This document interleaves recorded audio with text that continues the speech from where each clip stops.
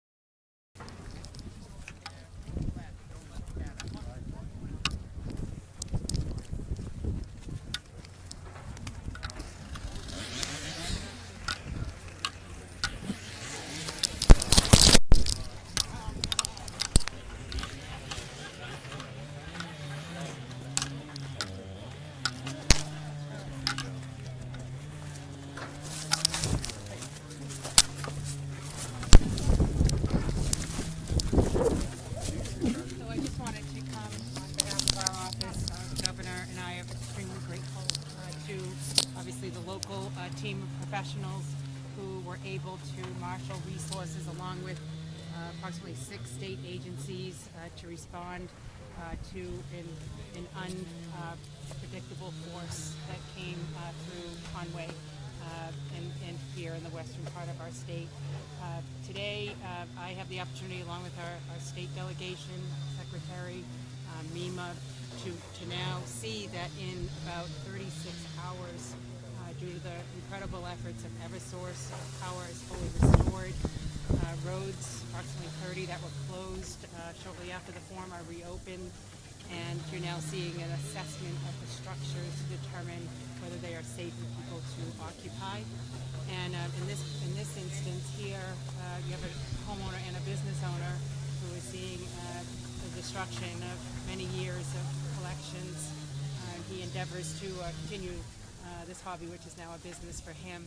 But this is an incredible community that was touched by a force of nature that could have caused even more harm. We're grateful that no one was hurt in this process, and that the emergency response was rapid, it was collaborative, and it worked to bring stability to this community in about a 36-hour time period.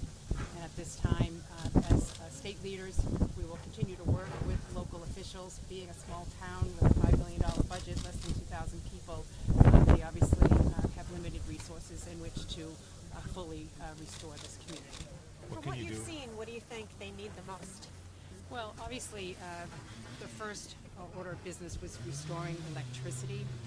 They were able to restore 100% of the electricity in this community, which was very important.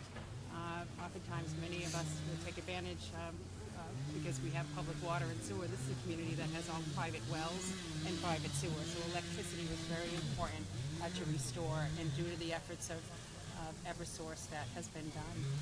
The physical assessment of the buildings, and we have state building inspectors working with the local teams to assess the structures from a public safety standpoint, is critical at this point. Sometimes you might not think that a structure is unsafe until you actually have experts really making sure that they are physically sound. And then, of course, clearing the debris from the roads on the public ways, and I know that there are private teams out here as well to help some of the residences. And finally, calculation of what it costs for a community like Conway to pay overtime, pay for these private vendors to come in and stabilize and secure this community is something that we as state officials will work on together. You see disaster relief for the community? Well, obviously, soon after the tornado touched here in Conway, within about 2 hours, there was a state of emergency declared for this community, which then allowed for Conway to be able to override procurement rules and bring the necessary vendors into play here. According to my conversations with Mima, it's unlikely perhaps that there'll be federal funds available, and we will have to work as a team, local and state, to determine what costs are being borne by this community and what we need to do to assist them in the weeks ahead. What words would you use after you've seen what you've seen over the past few minutes? Well, obviously, deep destruction to a bucolic rural community that was not predicted. So a force of nature coming into a community on a Saturday evening when homeowners were enjoying a meal, and in the warm weather, which was unprecedented also, were caught by surprise by this storm.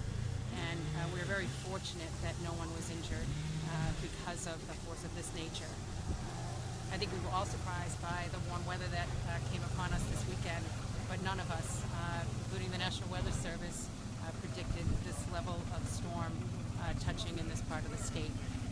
So I see a high level of damage and destruction and a community in recovery. Thank you very much for your time, Governor Governor. Baker has